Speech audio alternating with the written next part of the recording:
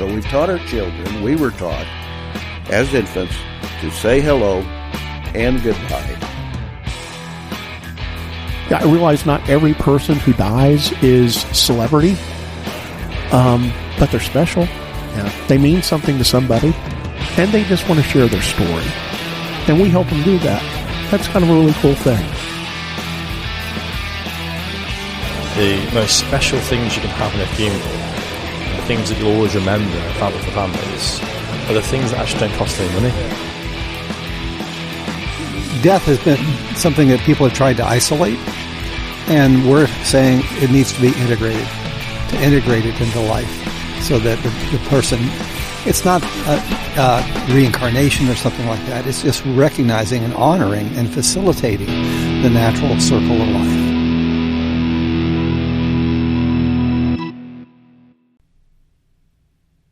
To another episode of Undertaking the Podcast. I am your host, Ryan Ballard. Today we've got another episode. This is going to be an interview from IFDA, Indiana Funeral Directors Association's convention that they always have every year in May, which is an absolutely great time. We have people that come from out of state to that. It's a great time. Good time for fellowship. We've got people out of Texas, Minnesota, the Carolinas. We've had a lot of people come hang out. So it's a fun conference right in the middle of America. Come visit. Come see us. But anyway, this is when that interview took place. That was a tough week for me because of work-related issues. We were busy. I couldn't get away. It was tough to get away during the day and things like that. Didn't really have the days off. I was there in the evenings, but I didn't get to do a lot of interviews. So this is Robert Falcon talking to John Rabold.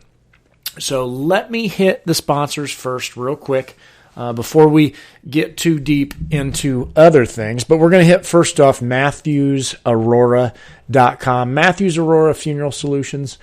Friends, I'm very familiar with these guys because I tend to be in contact with them on a daily basis when it comes to any type of cremation needs that you may have, casket, stationary, a lot of different things. Matthews Aurora Funeral Solutions, friends, MatthewsAurora.com is where you can find them. Garfield Refining.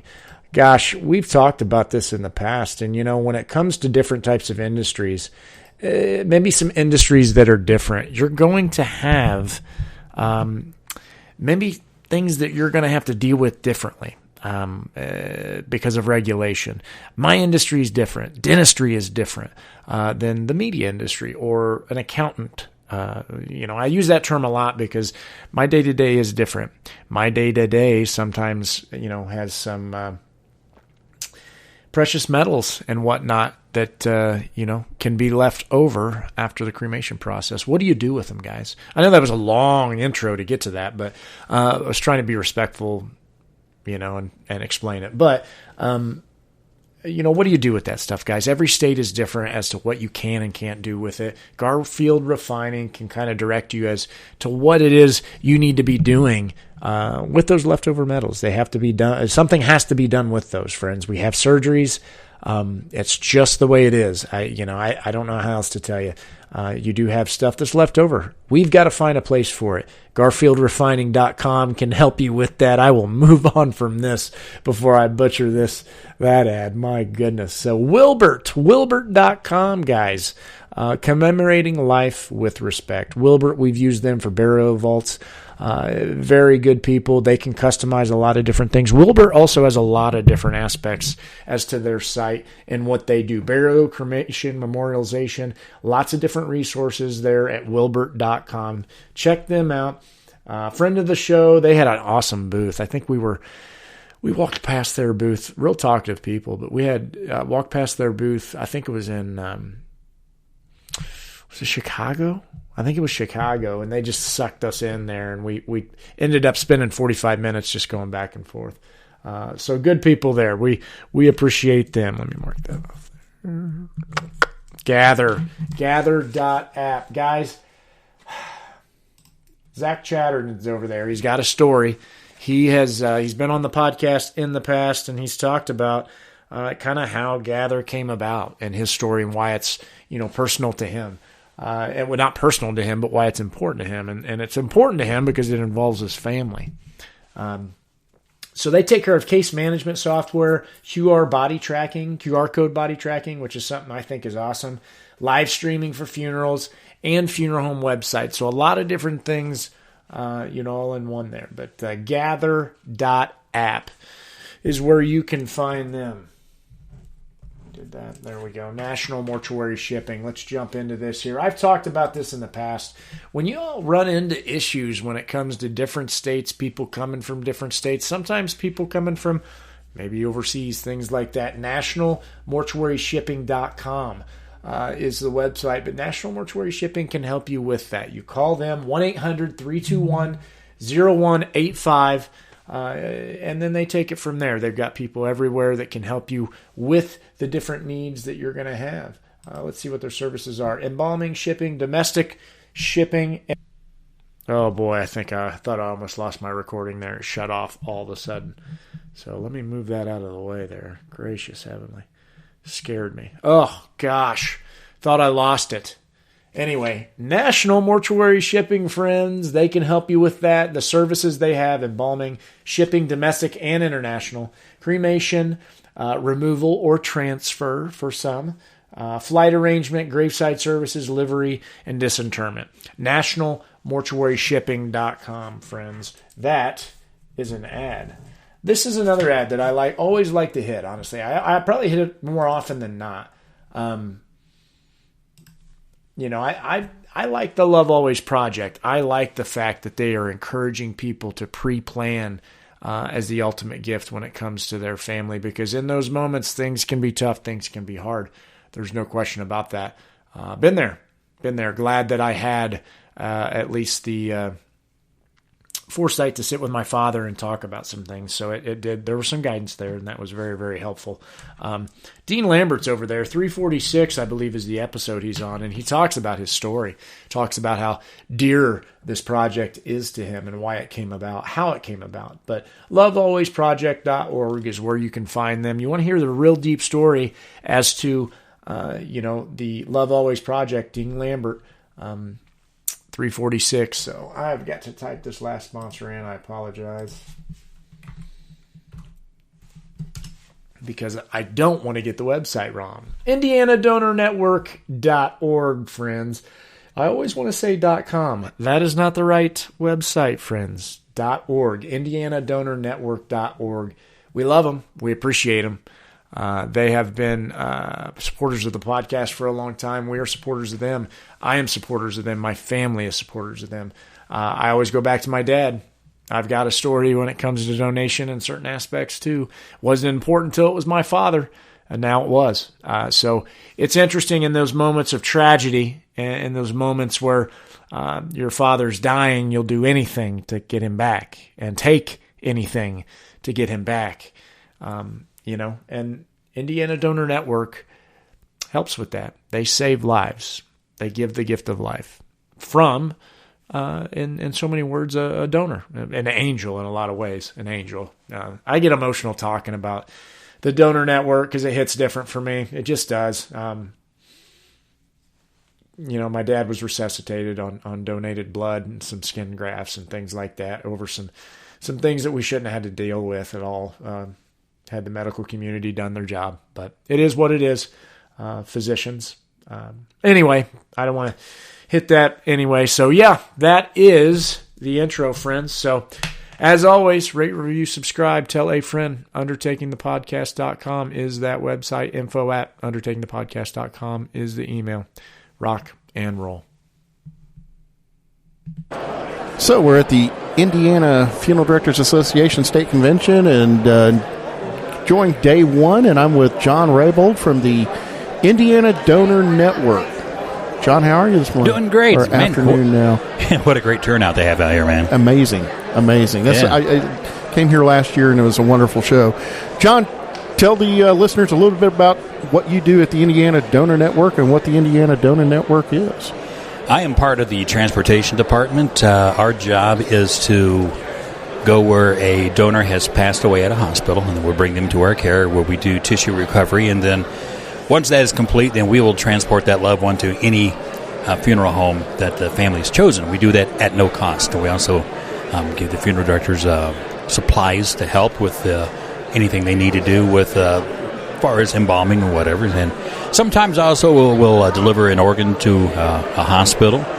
And other times our team members, our ORCs, or organ team members who need to be driven to a hospital somewhere in the state, and we'll get them there safely there and back. So funeral directors, when they hear Donor Network calling them on the phone, and the eyeballs immediately go up to the very top of their eye sockets because now it's the Donor Network and I'm going to get this body, and now it adds all this time to the work that I got to do back in the prep room.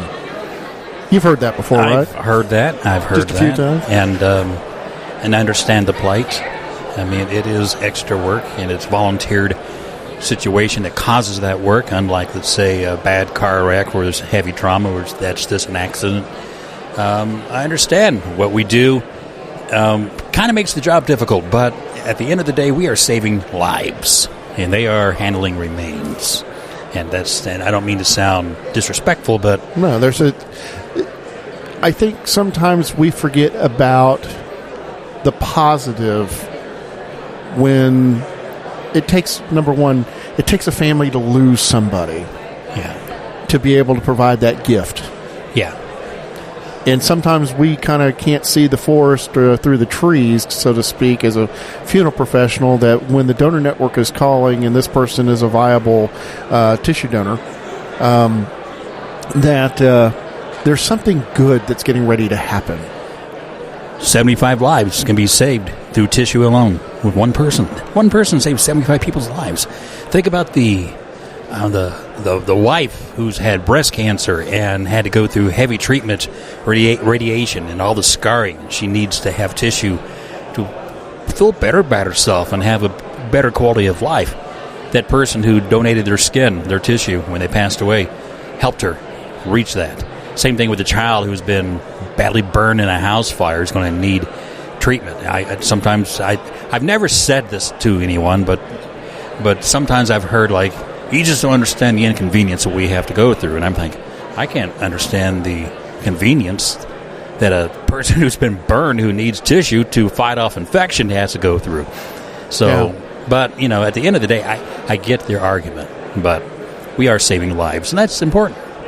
Well, and sometimes we forget about the inconvenience that a family that just lost a loved one went through, and we throw that out the window with the baby in the bathwater. Yeah, it happens, and there's many a director who's gotten in the way of donation. But you know what?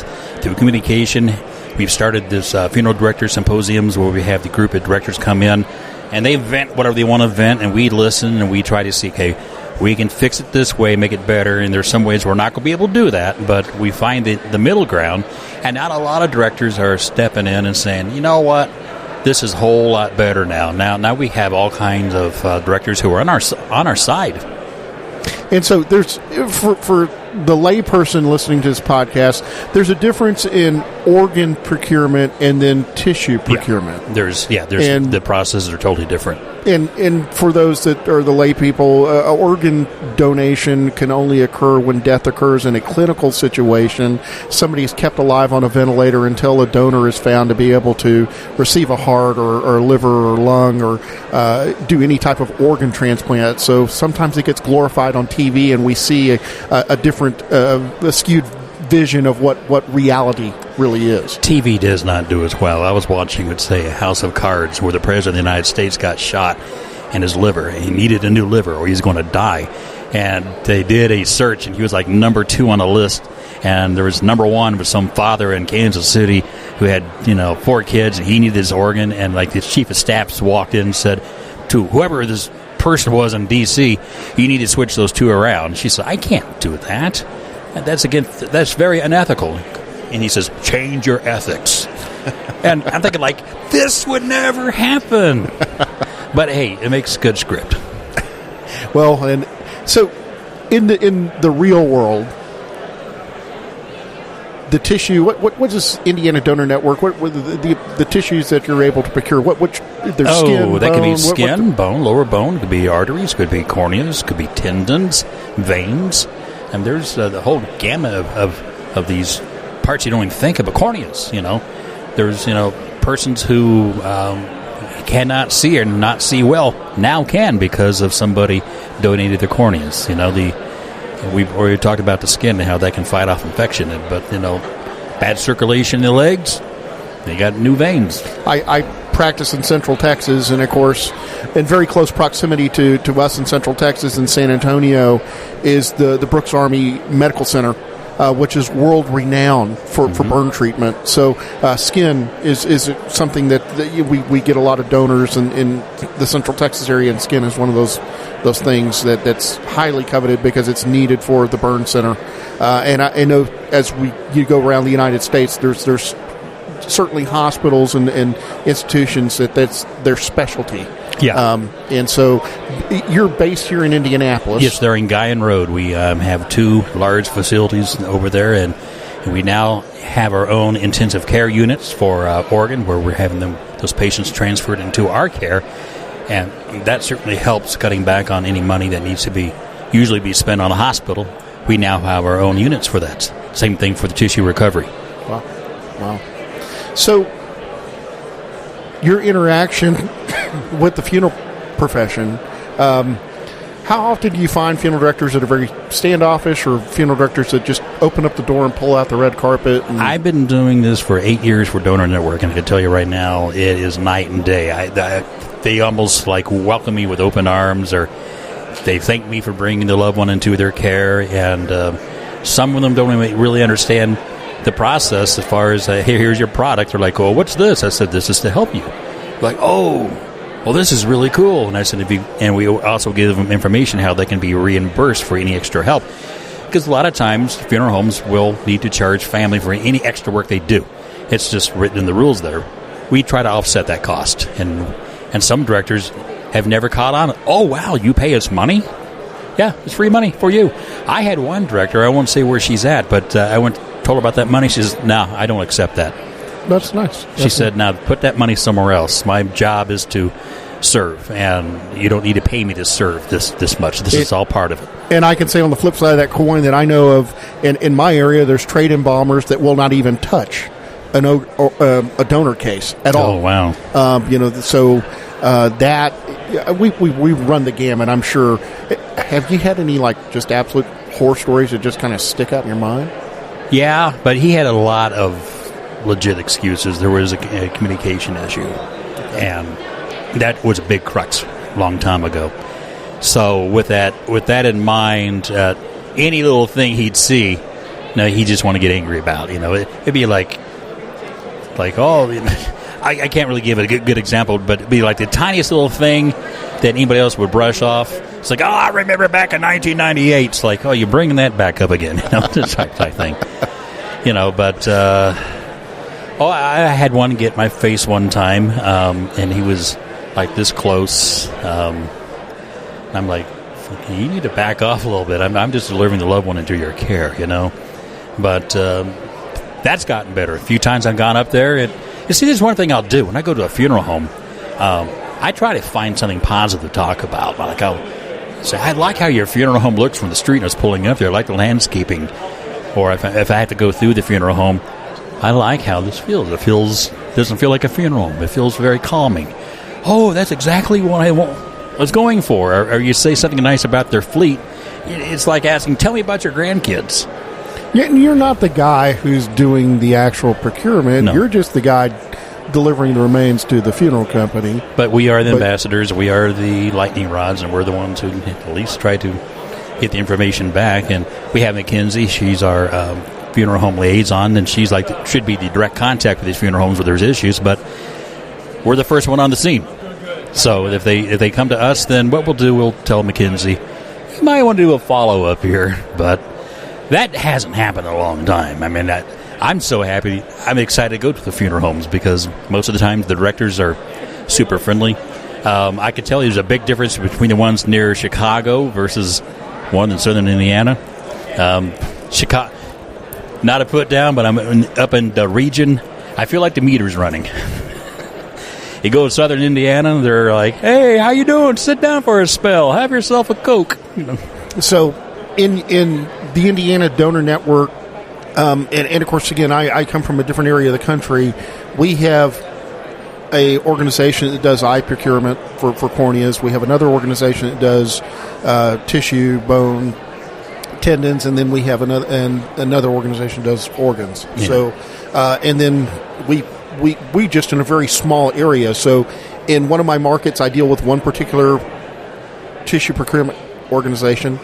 In another county just 75 miles north of me, it's a completely different organization. So how big of an area does your network cover? We cover most of Indiana. I think there's some counties near Cincinnati that is part of that IOPO, and there's like a couple near Chicago that's part of that region up there. But it's not uncommon. I'll come in at 6 a.m. and I have to drive down to, let's say, Evansville, come back to Indianapolis. All right, got another run for you. You have to go up to South Bend. That's a 12-hour day right there, man. Okay. Again, Texas is such a large state. I know when I talk to Brian and Ryan and they're asking me about things, that a 3-hour drive in Indiana is very different than a 3-hour drive in Texas. I testify. I just took a 3-week vacation and went through a big portion of Texas. It's like, man, this is. I saw something that said El Paso, like 895 miles. I'm like, oh, my God, that's a long, long way. People don't believe how big the state is. I literally just drove last week from Austin, Texas to Kansas City for the ICCFA convention. Everybody's like, you drove? And I'm like, it's like driving from Austin to El Paso, and I left the state. But in this case, I've gone through 3 states. So let's come back. So Indiana Donor Network does everything, organ procurement, corneas. Yes. Okay. We are able to do it at our own facility. Now, there are situations if a patient, let's say for organ, is not stable, it will happen at that facility. Or if their transportation has been restricted, we will go do it there. But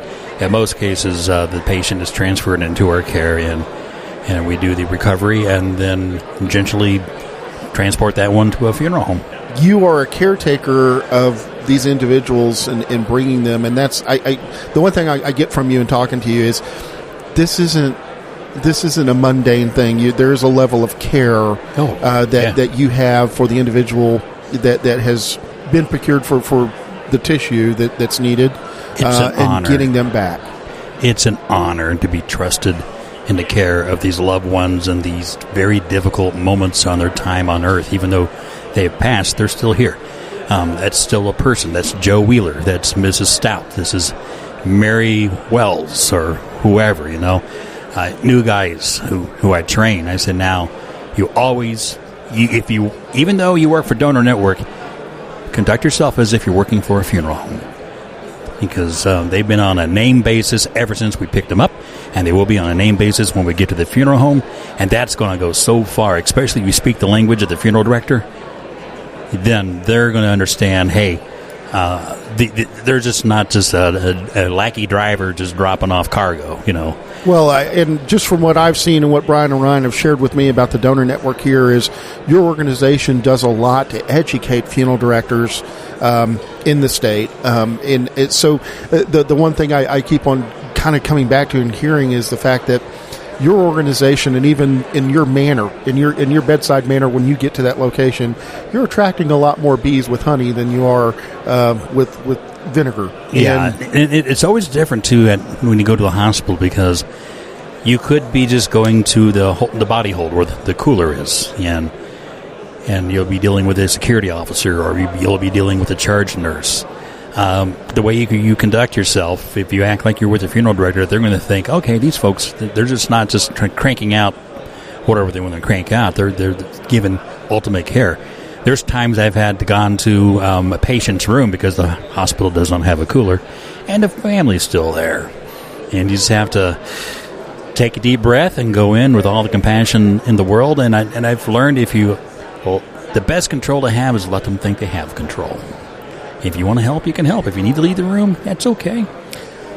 You're taking away the perception that I think a lot of funeral professionals have of being vultures. Oh, I didn't get that call right away from the hospital because they called the donor people, and the donor people called the family to get this body in. Well, that's a federal law. It's, we are always alerted of a hospital passing. all statewide, nationwide. It's a federal thing. Yeah, it's a call that's made before. I know when I talk to families that have called me and let me know, we've had a loved one pass away, and I have developed it into my repertoire now. When I talk to a family, I say, hey, I just want to prepare you for this. Yeah, I know that your loved one just, I get the phone call, my mom, dad just died 15 minutes ago here in the hospital. And I tell them, well, it's going to be a little bit before we hear from the hospital. And if you haven't been approached, you're going to be approached. And that way they're kind of made aware of it. And I've had a lot of families thank me for doing it. It's not that they all take the option to go ahead and go through with the donation and consent, but they're prepared for it. You're not going to recognize the phone number. Just take the phone call. And just, if it's not who you want to talk to, you always hang up. If it's a donor network, you can say yes or you can say no. It's that simple. And again, I think working as a funeral professional and creating a bridge with the procurement organization that's in your area, whether you're here in Indiana, Texas, New York, Washington, wherever you are at as a funeral professional listening to this, if you take those steps to better prepare a family, when you're talking to them at that time of that first call comes in, it really, I think, again, using honey instead of vinegar goes a long way. We may not necessarily personally, and I guess it's the toughest thing for a funeral professional to have to do is to put aside all of the things that you have going on in your life and all of the things that you may believe politically, religiously, and be neutral and attend to a family, and what may be good for you is not what's good for the Jones family or the Smith family, but let them decide. Exactly. I agree with that wholeheartedly. There's just so many times a director will get in the way because maybe they're not comfortable with doing the extra work. Well, call a buddy. Call a friend. There's all kinds of directors out there who come in and would help you on that. Well, I know that in my business, my father was president of a Lions Club, and Lions Club for many, many years took care of the eye bank in our area. And so growing up as a kid, we did a lot of things for White Cane Days and things like that. And so, again, there's times my business is a very busy company that we don't have facilities available. Our care center is covered up because we're embalming. Our holding room is covered up because we may have a family scheduled to do a dressing. And we don't have that facility for the eye bank to come in and do cornea procurement. And so we try to work with them within our schedule, but we also understand that there's times when we may have to let them have the body transferred away from our facility to do the tissue procurement and then brought back into our care. We're not trying to be a stalwart in this situation. We understand time is of essence, especially when we're dealing with tissue procurement and making sure that we're not timing out.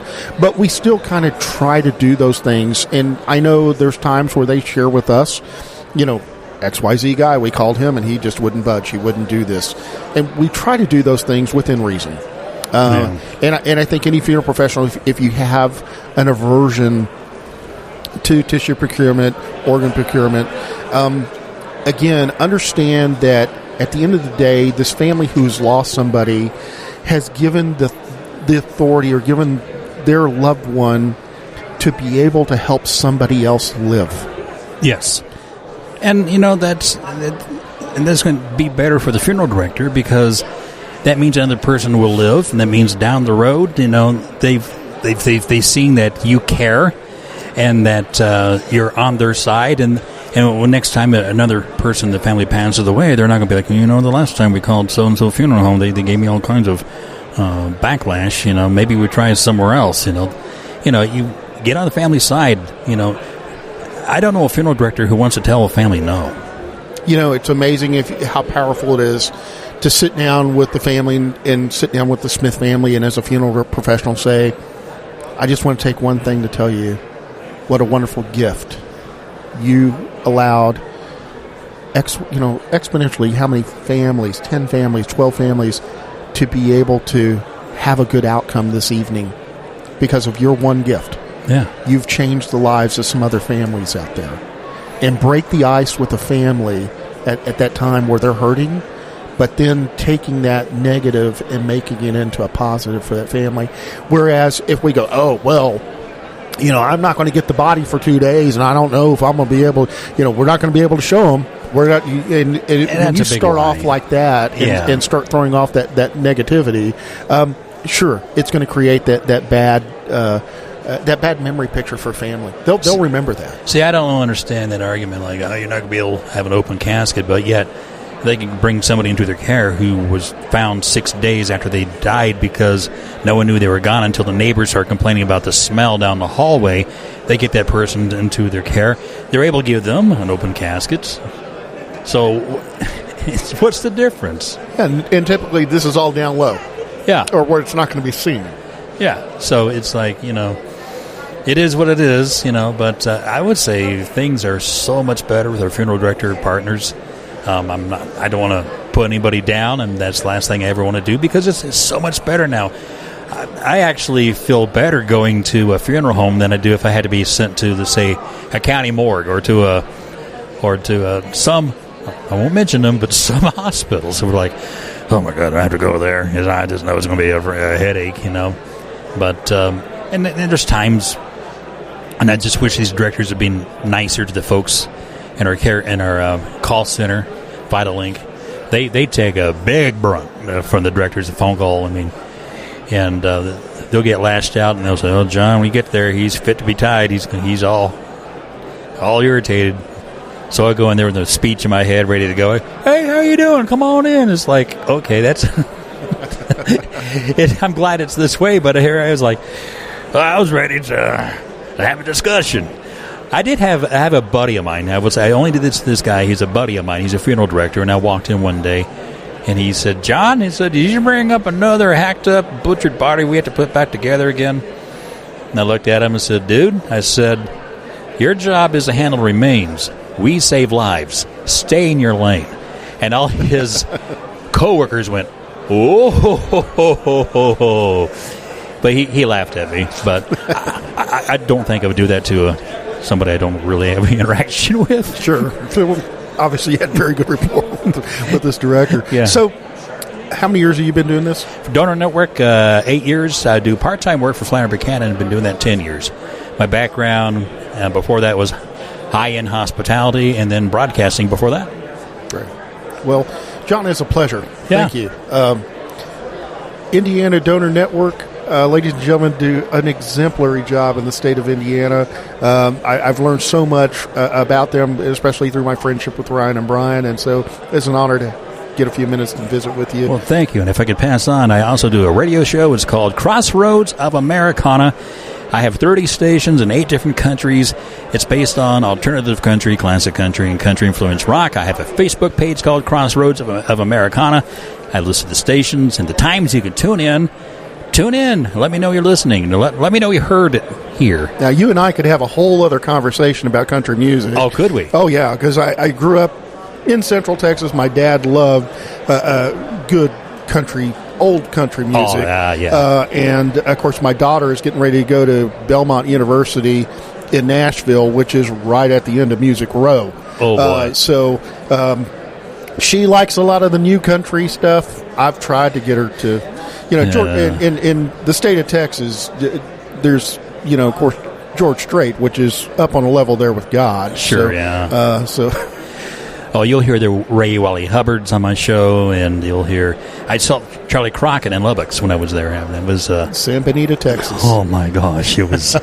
Dude, I'm actually missing driving through Texas. I loved it. It's such a great state and great music, and found a... what was it? It was a combination liquor store, Waylon Jennings Museum in Littlefield called Waymore's. Which is just north of Lubbock, Texas. Yes, and it was like... Well, this is something you wouldn't find in Indiana. Well, I can tell you as a child, my father did a lot of catering for Willie Nelson, and so we know Willie and the family very well. And, of course, out at Pertinalis Country Club, which was Willie's little golf course, we would spend a lot of time out there. And, of course, as a young man, one of the times that my dad was out there doing a catering job, I got to meet Mickey Newberry. And, oh, wow. Of course, my dad is talking to Mickey Newberry, and I walked up to him, and Mickey pets me on the head, and my dad goes, "I want you to meet Mickey Newberry." And Mickey pets me on the head, and he says, "Sonny, he doesn't even know who I am." And I looked up at him, and I said, Yes, sir. Newberry's train songs, and he busted out laughing. But I again, we could have a whole other conversation about country music because I grew up around it. I got to meet a lot of great people. I got to see George Jones perform when he actually showed up. I've been on his tour bus as a kid. You mentioned Willie. He just turned 90. Yeah. And had a big old party at the Hollywood Bowl. I saw that Snoop Dogg was there. I thought, I bet there's more than just a Hollywood Bowl going on right now. Well, folks, we're going to land this plane real quick, but John, thank you again. Yeah. And we appreciate everything you do for the Indiana Donor Network and for families and working with funeral homes. It's an honor and it's a pleasure, and thank you for letting me talk. All right. Have a good one. Folks, rate, review, subscribe wherever you get your podcast. And Ryan and Brian, I'll thank you for listening. This is Undertaking the Podcast. All right, friends. Well, I hope you enjoyed the episode there.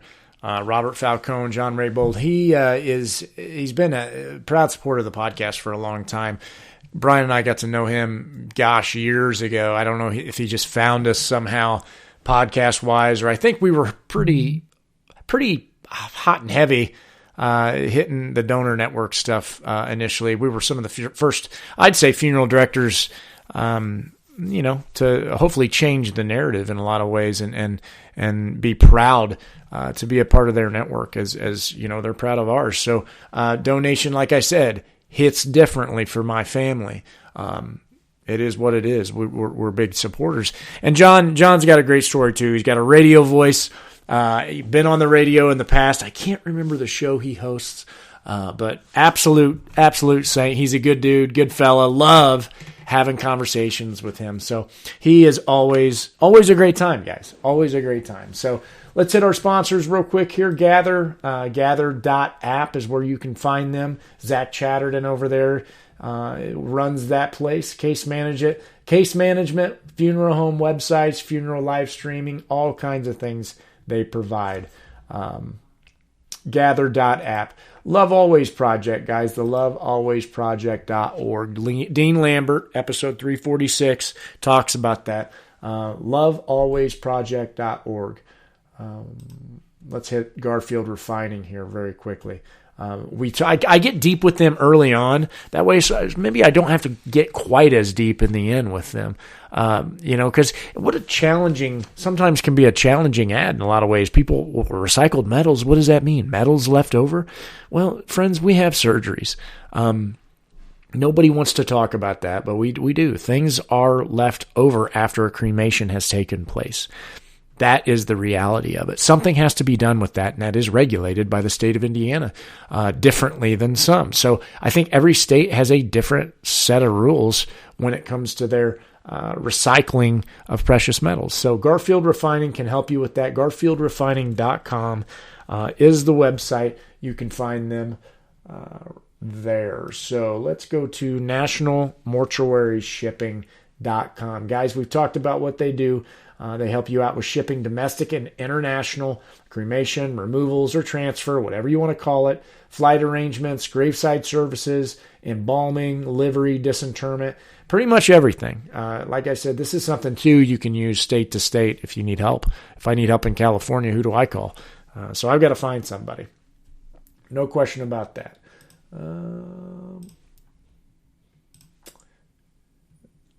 Garfield, there we go. There it is. Wilbert. Wilbert.com is the next one we're going to hit. Boy, I had a little long pause there. Commemorating life with respect. Wilbert, when it comes to their burial vaults and whatnot and all the different things that they do, burial, cremation, memorialization, all different types of resources when it comes to Wilbert.com. So we appreciate them. They are sponsors of the podcast, and we are supporters of them. MatthewsAurora.com. Matthews Aurora Funeral Solutions is somebody that we're very, very, we know very well. I talk to them quite frequently. Now, I talk to other casket companies too, when it comes to things as well, because sometimes people have different desires and whatnot. So, but Matthews Aurora is who we talk to, when it comes to a lot of the needs we have there at the funeral home. So MatthewsAurora.com. The Indiana Donor Network, this is a perfect episode for them anyway. We appreciate them. They were talked about in this episode. John talked about it. No question about it. He is a supporter of it, as I am of them and their mission. So IndianaDonorNetwork.org, friends. Guys, rate, review, subscribe, tell a friend. UndertakingThePodcast.com is that website. info@UndertakingThePodcast.com is the email. As always, friends, rock and roll.